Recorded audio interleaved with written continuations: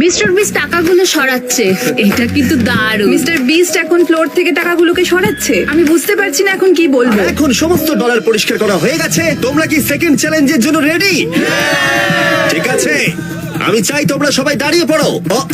তোমরা কি লক্ষ্য করেছো মেঝেতে 5টা ডটের গ্রুপ রয়েছে? আর আমি চাই তোমরা সবাই 5 জনের দলে ভাগ হয়ে যাও। আর শুধু তাই নয়, তোমাদের গ্রুপের মধ্যে একজনকে ক্যাপ্টেন হিসেবে বেছে নাও। পরের চ্যালেঞ্জের জন্য তাহলে কে ইমিউনিটি পেতে চলেছে? এইটুকুই শুধু বলবো, সবাই দল তৈরি করা শুরু করে দাও।